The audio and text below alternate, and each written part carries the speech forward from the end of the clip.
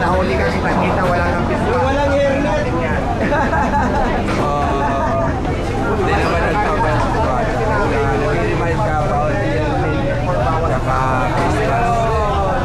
Dito lang tayo, dito tayo sa kabila. Kanin, mayroon. Oy, very good. Dito sa chopper. Chopper, Dito, chopper. hairnet, face mask. Oh, mayroon complete to. Dito tayo. Ayan, meron doon. Meron nakangiti. Teka, wala nakangiti. Dito na rin si Alvin.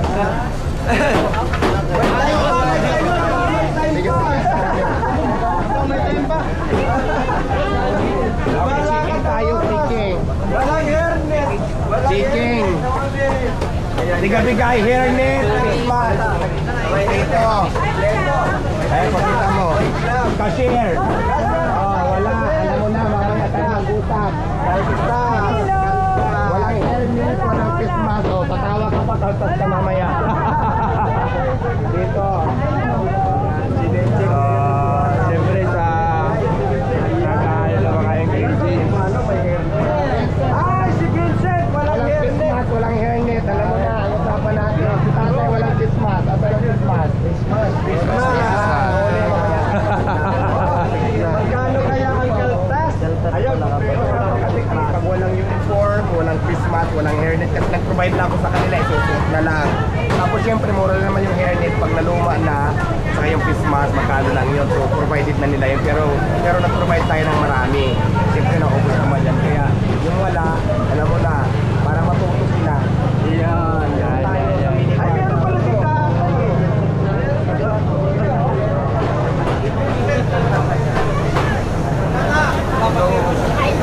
Hindi lang po. Yan, babalik lang.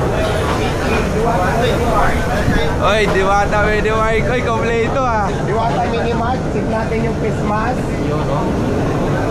Pero Parang puyat yata ito. Ano ito kagabi? Ang bilis ang bilis makatulog. Kanina pa. Kumusta ang binta? Okay naman. Okay yung... Oh, isuot mo na bago pa mas kaanuhan. Aring Vincent. Ayan, minus ayan, Aring Vincent. Kayo, Chine, kayo lang kayo magsusuot. Alam mo lahat naman yan sila doon sa mga basher na bakit wala ganito, ganyan. Binibigyan ko yan at binibriefing ko yan. Meron lang talaga matitigas ang ulo. Pero syempre nga, hindi naman lahat ng panahon kasi di pa pag ganun-ganon tayo, nakatutok tayo. Minsan meron lang tayo mga in-charge dito. Kaya lang ang problema, matitigas ang mga ulo ng iba talaga.